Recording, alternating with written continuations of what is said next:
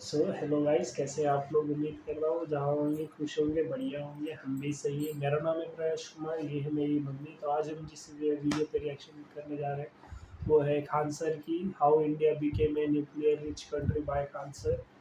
तो चलो वीडियो करते हैं स्टार्ट। डिस्कशन करेंगे बाद में, वीडियो खत्म होने के बाद। 1 2 3 उसको कब चुड़ैल और वो डाउनलोड कर लेंगे एकदम याद करो फलाना तारीख इतना बज के इतना मिनट में चुड़ैल बना। हम लोग बोल रहे थे अब भूकंप आ रहा था यार। फोन किया अमेरिका को कि पकड़ लो आंधी उधी ना उठ लो, बोल दिया परमाणु बम। थोड़ा बहुत कॉम्प्रोमाइज करके चलिए, भीड़ रहता है ना तो बहुत दिक्कत हो जाता है। लड़की लोग को कहते हैं जितना तकलीफ लड़के सह के पढ़ते हैं ना, आप लोग पढ़ाई छोड़ दीजिएगा। इन बेचारों को देखिए कितना मेहनत है। देखिए इसको किसी लड़की को हम बोल देंगे काला साड़ या मगरैला, तुम कल से क्लास छोड़ दी, कोई ठीक नहीं, जाके एफआईआर लिखवा दे। इन बेचारों को छोड़ते रहते हैं, डांटते रहते हैं, जमीन पे बैठा रहता है, लसराया रहता है। अल्लाह को का दिल एक्चुअली होता ही नहीं है ऐसा। हम तो अपने को भी बोल देते हैं मगरैला। लड़के किसी चीज को तो सुनते हैं से निकाल देते हैं, मतलब वो खराब चीज को सुनेगा सब निकाल देगा। लड़की उल्टा होता है, वो बढ़िया का चीज निकाल देती है, खराब का डाउनलोड कर लेती है। उसको कह दीजिएगा चुड़ैल और वो डाउनलोड कर लेंगे एकदम याद करो फलाना तारीख इतना बज के इतना मिनट में चुड़ैल बना। चलो डिस्टर्ब नहीं, चलिए याद है। ये नहर का नाम बता सकते हैं? इंदिरा गांधी नहर। दुनिया की सबसे लंबी सिंचाई नहर इंदिरा गांधी। दुनिया की सबसे लंबी नहर भी तो इंदिरा। 1974 में इंदिरा गांधी ने डिसाइड किया कि हमें क्या बनाना है, परमाणु बम बनाना है। कब डिसाइड किया इन्होंने? 1974 में। बट उस समय हम लोग उतना डेवलप नहीं थे, तो हम लोग यहाँ पर मई 1974 परमाणु बम का परीक्षण करने के लिए सोचे। लेकिन 1974 में हम लोग उतना डेवलप नहीं थे। 1974 में हम लोग यहाँ मोटरसाइकिल नहीं थी बढ़िया, राजदूत उस टाइप का थी सब। फ्रीडम तो इधर आया है यार, 1974 में फ्रीडम कहाँ था। साइकिल भी जिसके पास होती थी वो फोर व्हीलर की जैसे होती थी। परीक्षण किया लेकिन इंडिया की हालत उतना सक्सेस नहीं हुआ जितना होना चाहिए था। उस परीक्षण का जो नाम था उसका नाम था स्माइलिंग बुद्धा। क्या नाम था? स्माइलिंग बुद्धा। तो हो गया बात वही, भड़कइबो किए लोग ठूस दे करके रह गया। अब पकड़ा गए हम लोग। अब अमेरिका हम लोग पे दबाव बना दिया। अमेरिका ने एक नियम बना दिया सीटीबीटी, और CTBT comprehensive test ban treaty. कोई भी व्यक्ति परमाणु बम का परीक्षण नहीं कर सकता है, और बैन लगा दिया। ना आपको जल पे परीक्षण करने देंगे, ना थल पर परीक्षण करने देंगे, ना हवा में परीक्षण करने देंगे, पूरा बैन लगा दिया। और एनएसजी बना दिया, national supplier group, nuclear supplier group, कि कोई भी देश भारत को मतलब यूरेनियम नहीं देगा। तो हम लोग पर यूरेनियम नहीं था, चोरी छुपे हम लोग यूरेनियम मंगाते भी तो सीटीबीटी था, परीक्षण करने नहीं देगा। भारत ना एनएसजी को माना है ना सीटीबीटी को माना है, और एनपीटी लगा दिया, न्यूक्लियर नॉन प्रोलिफरेशन ट्रीटी। नाम की अप्रसार शक्ति की कोई भी देश दूसरे देश को मतलब टेक्नोलॉजी नहीं बेचेगा कि परमाणु बम बनता कैसे। मतलब साला चुट्टा चारों ओर से घेर दिया। कभी कभी गरिया देते हैं क्या, हम मशीन थोड़े हैं कि जो सेट कर दिए वही बोलेंगे। देश पे बात आती है तो हम सब भुला जाते हैं। तो दोस्त है, ट्रम्प है कि बाइडेन है, आप में जब कौन चीज हो, या पहले हमको मतलब तुम बनाओ परमाणु बम, कोई दिक्कत नहीं, हम लोग दिवाली वाला धुआ बनाएंगे। मतलब एनपीटी क्या कहता है? न्यूक्लियर नॉन प्रोलिफरेशन ट्रीटी, नाभिकीय अप्रसार संधि, कि कोई देश दूसरे देश को परमाणु टेक्नोलॉजी नहीं देगा। एनएच कोई देश मतलब बिना परमिशन, एनएसजी के बिना मीटिंग के मतलब यूरेनियम सप्लाई नहीं करेगा, और यूरेनियम उसी को सप्लाई करेगा जिसने सीटीबीटी पर साइन किया कि हम परमाणु बम का परीक्षण नहीं करेंगे। जी भाई साहब, परीक्षण माने बम बना के क्या कर लेंगे? मान लीजिए हमारे पास टेक्नोलॉजी आ गया, ठीक है, और एनएसजी से हम सप्लाई करके यूरेनियम भी ले ली, एनपीटी का बम में परीक्षण नहीं करने देंगे। तो भाई बना के रखने से थोड़े होता है, एक बार पटके उठके तब ना समझ में आएगा काम कर रहा है कि नहीं। पता चला बना के रख लिया, युद्ध में पट के तो धुआं गया। तो एक बार परीक्षा मतलब चारों ओर से हम लोग को घेर दिया। अब भारत वाले वैज्ञानिक भी तो मतलब है सब उसी हिसाब के ना। भारत वाले ने कहा कि एक काम कीजिए, एक समझ में नहीं आ रहा है, अमेरिका से कहिए तुम हमारे यहाँ परमाणु बिजली घर लगाओ। तो इंदिरा गांधी जी ने अमेरिका को फुसला दी, कही कि देखिए गुजरात में हमारा तारापुर जगह है, वहाँ परमाणु बिजली घर लगाना है, उसमें बिजली बनेगा, लाइट बत्ती जलेगा, आप बिजली घर लगाइए। सुने हैं कि 300 करोड़ का खर्चा आता है, जबकि 200 करोड़ का खर्चा आता था। तो अमेरिका लपलपा गया कि अरे दादा बिना मोलाई तो रेट बढ़ा दी। जब हाल है महिला मोलाई ना करे, ऐसा हो सकता है? महिला को कोनो सामान फ्री में कहेंगे तो कहेगी 2 को दे दो।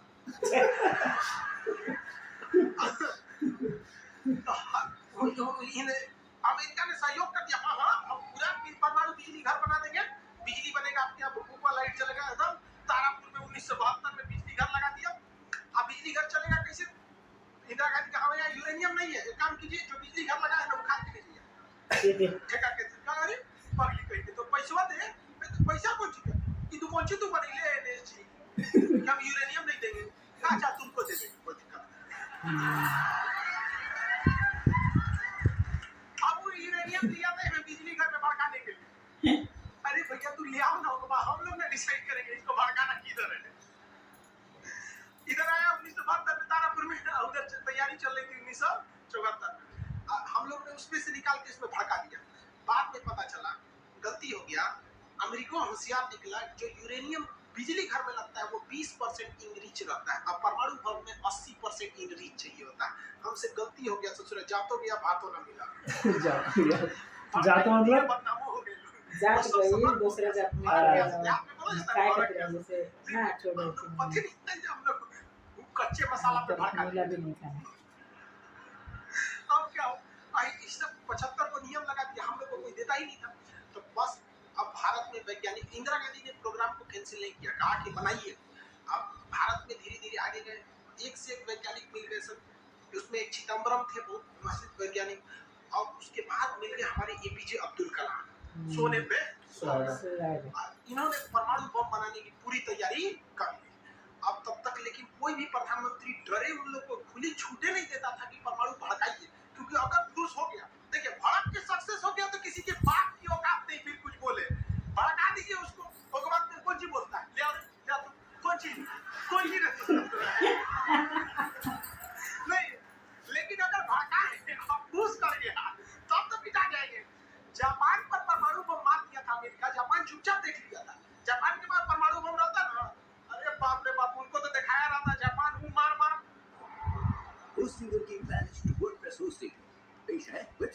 जापान सुन लिया चुपचाप, मजबूरी हो गई थी। तो भारत के सामने यही रास्ता था कि भैया अगर भड़का दिए और अगर सक्सेस नहीं हुआ तो इस बार माफी मिलने वाला नहीं है, क्योंकि 1974 में एक बार माफ कर दिया है। लेकिन अटल बिहारी वाजपेयी का जब नेतृत्व आया प्रधानमंत्री का, अटल बिहारी वाजपेयी ने कह दिया था भैया कुछ भी हो जाए, कुछ भी हो जाए, हमारा देश रहना चाहिए। आज के नेता रियलिटी बताते हैं। अटल, हम जो लोग, हम और आप उस पीढ़ी में से हैं जिन्होंने एक साथ दो महापुरुष को अपने देश में देखा, राष्ट्रपति के रूप में एपीजे अब्दुल कलाम और प्रधानमंत्री के रूप में अटल बिहारी वाजपेयी, और ये सौभाग्य पृथ्वी पर अब किसी को नहीं मिलने वाला है, क्योंकि ये ऐसे लोग थे जिनका अपना परिवार बाल बच्चा कुछ नहीं, देश ही समझा मतलब देश है, मतलब देश है यहाँ पे, और कुछ नहीं यहाँ पे। भाई गलवान में चीन घुसा है ना, छोटा अटल बिहारी वाजपेयी रहते तो बताएगा, तो दिखने में बुढ़ा थे अटल बिहारी वाजपेयी, यहाँ पे बड़े बड़े जवान लोग का छक्का छुड़ा देते थे बॉर्डर पे, उन्होंने खुला छूट दिया एपीजे अब्दुल कलाम को, कहा कि आपको हमारे परमिशन की जरूरत ही नहीं है, आपको जो करना है करिए, हमको नहीं, हमको बस परमाणु बम चाहिए, हमारी सरकार रहे चाहे सरकार गिर जाए। और रियलिटी में है, भारत में अटल बिहारी वाजपेयी अगर परमाणु परीक्षण न करते तो भारत पर अमेरिका सैंक्शन नहीं लगाया जाता और अटल बिहारी वाजपेयी की सरकार नहीं गिर जाती।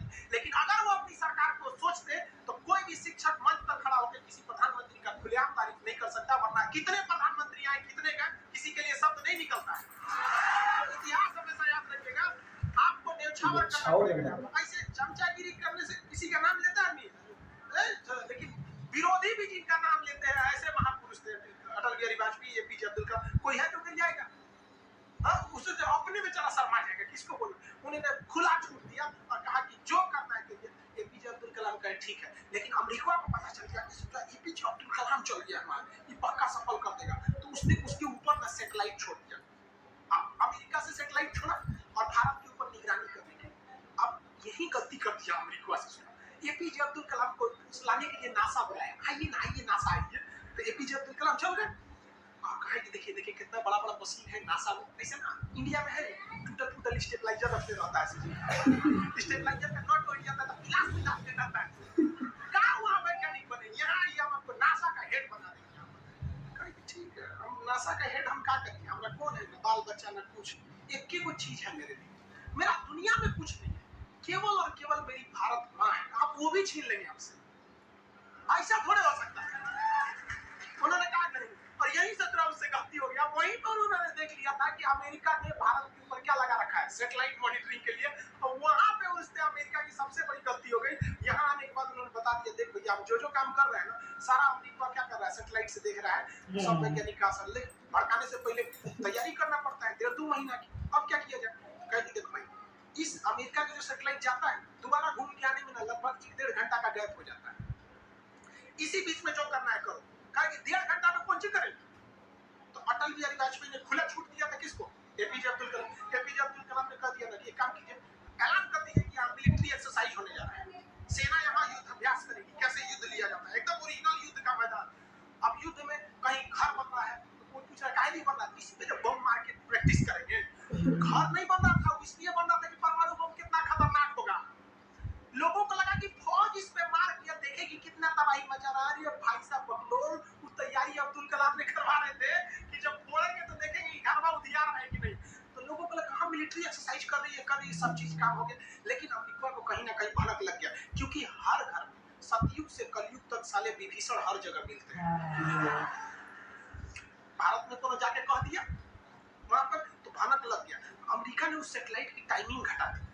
जो घंटों का गैप रहता था वो चंद मिनटों का गैप रख दिया, 20-20 मिनट का गैप रहता था।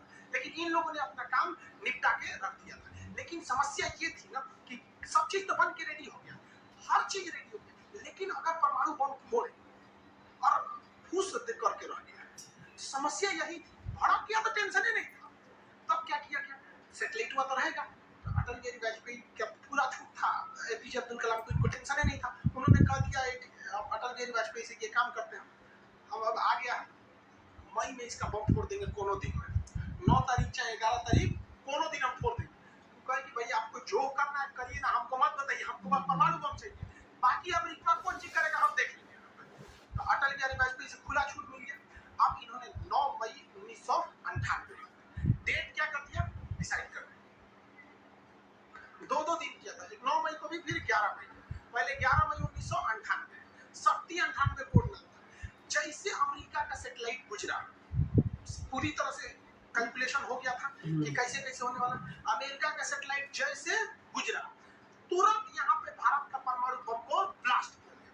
और जैसे ब्लास्ट हुआ तो जो मिलिट्री एक्सरसाइज कर रही थी उसको तो भेज दिया गया था 2 दिन पहले ही। जो बिल्डिंग बनाई थी खाली पड़ा था, धाए गायब हो गया बिल्डिंग, पूरा धुआं हो गया, पूरा भयानक। अब परमाणु बम क्या हो गया, लगभग सफल हो गया। वैज्ञानिकों को लग गया था सफल हो गया, लेकिन भाई अभी ये फोड़े, अभी कैसे पता चल जाएगा सफल हो जाएगा। आप अंदाजा ना बता सकते भाई इतना तबाही एक अच्छा ही बम ला सकता है। लेकिन तब तक सैटेलाइट उसका घूम के आ रहा था और पकड़ लेता तब क्या होता, मान के चलिए पकड़ लेता, अब पता चला कि सफल ही नहीं हुआ, खाली धुआं कर दिया, गड़बड़ हो गया। फोन किए एपीजे अब्दुल कलाम कि तुरंत आप मौसम विभाग को कहिए कि राजस्थान में भयानक तूफान आया है, कोई नहीं जाएगा। अटल बिहारी वाजपेयी ने तुरंत घोषणा करा दी, राजस्थान के लोग अपने घर में रहे, बहुत भयानक तूफान आया है। अब उसका सैटेलाइट आ रहा है, देख रहा है धुआं हुआ है, तुरंत मैसेज भेजा नासा में, धुआं हो गया यहाँ पे। काहे धुआं हुआ, तूफान आया है वहाँ तूफान आया। वहां से जब चला गया तब परीक्षण देखा गया, एकदम सक्सेस, अब टेंशन ही नहीं है। एक और फोटो 2 को फोड़ दिया गया, पूरी तरह से सक्सेस हो गया। और ससुरा अमेरिका को अभी तक पता है कि वहां तूफान आया है, वहां दूसरा तूफान आया है। अब भारत में कुछ भी कहिए तो डर तो लगता ही नहीं, अमेरिका बहुत खतरनाक देश है। आज हम लोग भले शक्तिशाली, 1998 में हम लोग को पाकिस्तान आगे दिखा देता, 99 की करगिल वार याद कीजिए। आज हम लोग बहुत आगे निकल रहे हैं, लेकिन उस समय बहुत पीछे थे। अब डर तो था ही। अब भारत के प्रधानमंत्री सब राष्ट्रपति कहते हैं अमेरिका क्या करेगा, ओके पते नहीं। 9 तारीख की महाराष्ट्र तो सबसे कुछ सुबह ये नहीं रहा तो करे ओकरा पत्ते ना चलल एक काम करते हैं आप धड़ल्ले से फोड़ देते हैं क्या फायदा है तो फिर 11 मई को 3 वो फोड़ दिए दुगो गायब कर जैसे परमाणु बम निकला धाम से फोड़े पता ही नहीं चला दूसरा लेकिन भाई धड़ाधड़ 5 को फोड़ दीजिएगा तो पता चल जाएगा कि नहीं पता चल ये डाउट हो गया पाकिस्तान जी जानते का है हम लोग फोड़ रहे थे यहाँ पे अब भूकंप आ रहा था यहाँ फोन किया अमेरिका को कि पकड़ लो आंधी उठी ना उठ लो छोड़ दिया परमाणु फोड़ बम। दिया परमाणु बम अमेरिका से तेरा माथा फोड़ रहा है अपना कह रहा है कि अब क्या करें हमें नासा वालों को गरियाया इन्हें छोटा कहीं का तुम लोग को सेटेलाइट लगाओ आई लगाओ वहां पे कुछ ही देख रहा था लोग वहां पे तो बोल रहे कि अमेरिका आग को गिरा हो गया और तुरंत अमेरिका का प्रतिक्रिया है तो भारत को इसका बहुत भारी कीमत चुकानी पड़ेगी तो भाई जिसकी कीमत भारी ना हो उसे चुकाने में मजा है अमेरिका ने खुलेआम भारत को लटका दिया कि भारत अमेरिका कभी भी इस बात को स्वीकार नहीं करेगा कि भारत एक परमाणु संपन्न देश है भारत को कभी भी अमेरिका इस बात की मान्यता नहीं देगा अटल बिहारी वाजपेयी ने भी कॉन्फ्रेंस तुरंत मीडिया के सामने आए और कहे कि जो चीज हमारे पास है उसके लिए हमें किसी के प्रमाण की कोई आवश्यकता नहीं है और जिस देश को ये लगता है कि हमारे पास परमाणु बम नहीं है या जिस देश को हम पर शक है तो आ जाना युद्ध के मैदान में बताएंगे है अब पूरी तरह तबाह हो गया अब अमेरिका पीटते रह गया अमेरिका ने आदेश दिया अपनी सेना को कि तैयार रहो अटल बिहारी वाजपेयी ने आदेश दिया अब्दुल कलाम जो बम बनाए हैं 2-4 को फोटोकॉपी उसका रेडी रखिए फोटोकॉपी मतलब उसका बना होना के रेडी क्योंकि सेना की लड़ाई में भाई आर्मी टू आर्मी बहुत दिक्कत हो जाएगा एडवांस है वो बहुत आज के वक्त में भी हमारा हथियार वहीं से मिल गया भारत ने भी डिसाइड कर लिया जो होगा आपकी परमाणु बम से अमेरिका भी डर गया कि इससे लड़ना ठीक नहीं है पाकिस्तानों बम बना के रख ले था डरे नहीं फोड़ रहा था एक हफ्ता तक देखा कि भारत को क्या हो रहा है देखा कि कुछ नहीं हुआ यो चुप पे फोड़ दिया अमेरिका एकदम कपूरा गया अरे चट्टा पे तू क्या फोड़ा रे पाकिस्तान में झाड़ दिया अमेरिका कि हमरे बोलेंगे कमजोर जाएंगे पगले आपके आप भाई एक नहीं बोलेंगे हम कमजोर है तो हमरा बोल देंगे एक काम कीजिए आप भारत को जो सजा दीजिएगा हम भी वही सजा काट लेंगे सोचो हमरे पे खेल गया हम ही पे खेल गया पाकिस्तान अब अमेरिका टेंशन में आ गया अमेरिका ने भारत पर एम्बार्गो और प्रतिबंध लगा दिया जैसे अभी सऊदी अरब पर प्रतिबंध लगा दिया कल के वीडियो में बताए थे सऊदी अरब का डस्टबिन बना दिया वहां तो वहां पर अमेरिका ने भारत पर प्रतिबंध लगा दिया कोई देश भारत से सामान नहीं खरीदेगा जो चीज जरूरत की थी सब चीज पर बैन लगा दिया भारत की अर्थव्यवस्था डूब गई पाकिस्तान की भी अर्थव्यवस्था डूब गई लेकिन भारत को बचा लिया भारत के 55 लाख कुशल कारीगर जो विदेशों में काम करते हैं आप प्रतिबंध लगाइएगा भी तो पूरी दुनिया का कारखाने ठप हो जाएंगे क्योंकि हर जगह भारत के वहां वर्कर काम करते हैं और अमेरिका या सीबीएसई वाले जो वर्कर होते हैं वो स्पेशलिस्ट होते हैं पेंट मारता है तो पेंटे मारेगा भारत का मिस्त्री मल्टी टैलेंटेड होता है पेंट मार रहा है उसको कोई काटी ठोक तो बिजली वाला काम कर देते हैं तार और खींच देते हैं तारों की इंडिया है मल्टी टैलेंटेड होता है और काम भी बहुत ज्यादा करता है काम हम जब 5 मिनट कर देगा तो आप अच्छा बड़ा नीचे उठा दो तो ये सब बड़ी काम कर देता है मेहनती होता है सब कोई दिक्कत नहीं है उन सब में खाना नहीं भी है तो कोई दिक्कत नहीं निकालेगा तो कोई नहीं है तो पूरी दुनिया से भारत को पैसे आ रहे थे पूरी दुनिया भारत में क्या भारत के हजारों वर्कर लाखों काम कर रहे थे भारत में पैसा आ रहा था तो हमारी अर्थव्यवस्था को उतना भयानक प्रभाव नहीं पड़ा लेकिन पाकिस्तान की अर्थव्यवस्था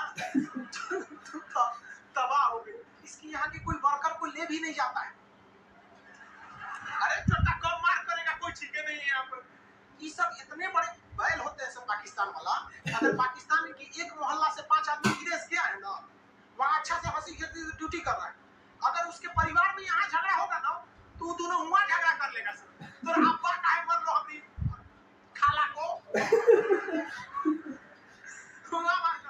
उसकी अर्थव्यवस्था पूरी तरह से बर्बाद हो गई अब पाकिस्तान के साथ अजीब सी दिक्कत है अमेरिका अर्थव्यवस्था बर्बाद कर लेकिन पाकिस्तान भाई साहब हरामियों में नोबेल पुरस्कार मिलता तो हर साल यही लाता। इसने कहा कि एक काम करते हैं, अमेरिका ने हमको ऐसा बर्बाद किया है कि परमाणु बम होने के बावजूद हम तड़प के रह जा रहे हैं, हम भी अमेरिका को तड़पाएंगे। ये कहता है ना कि हम किसी से खरीद नहीं सकते हैं, व्यापार नहीं कर सकते। एक काम करते हैं, हम परमाणु बमें बेचते हैं। सचना उत्तरी कोरिया को बेच दिया, किंग जोंग पगला को देखे उसका टेक्नोलॉजी पाकिस्तान दिया है, नॉर्थ कोरिया सद्दाम में। हुसैन को, ईरान को, सबको बेचने लगा। सारा थ्योरी ले आके देखता था कि देखिए ऐसे ऐसे परमाणु बम बनता है, लीजिए 20 करोड़ दीजिए जाइए। अब अगला हिस्सा 1 महीना तो काटेगा आदमी, अगला हिसाब देखे अमेरिका कर रहा है, पाकिस्तान में छोटा क्या कर रहा है, मरे हम भूखे मरे, आप प्रतिबंध हटा दीजिए नहीं तो हम इसको फेसबुक पे डाल देंगे। अरे मतलब ऐसे ही एक बता रहे हो, अमेरिका प्रतिबंध प्रैक्टिकली नहीं बोल रहे, ऐसे ही बोल रहे हैं।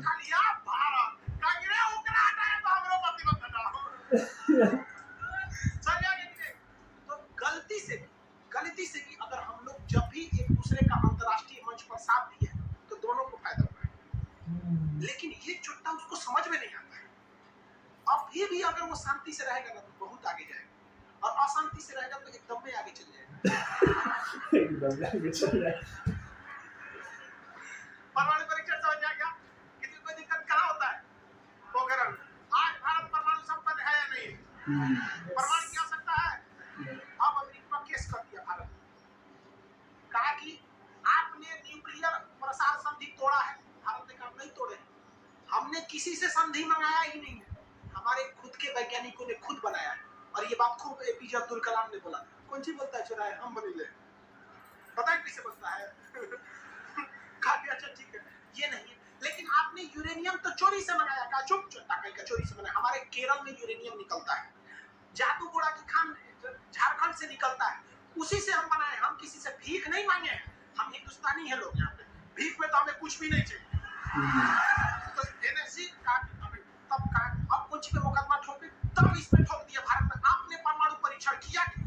भारत ने ये मुकदमा जीत लिया। जानते कैसे? कहा कि कैसे? हमने तो कोई नियम नहीं तोड़े। सीटीबीटी कहता है पानी में नहीं फोड़ सकते, जमीन पे नहीं फोड़ सकते, हवा में नहीं फोड़ सकते, हम जमीन के अंदर फोड़े हैं। भारत ने कहा फोड़ा था? जमीन के अंदर। तो भारत को उस समय हर चीज साथ दिया, बुद्धि, विवेक, बल, शक्ति सब रहना चाहिए, तब आप जीत सकते हैं। ऐसा नहीं कि परमाणु बम लेने से आपको जीत जाएंगे।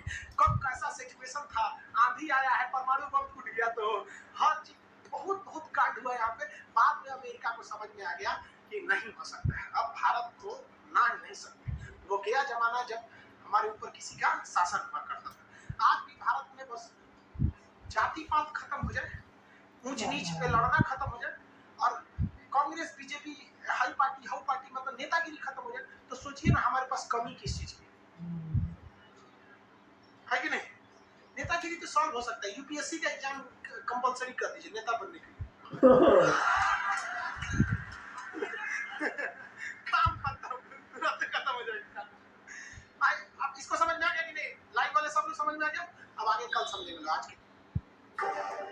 हो गया भाई, वीडियो खत्म।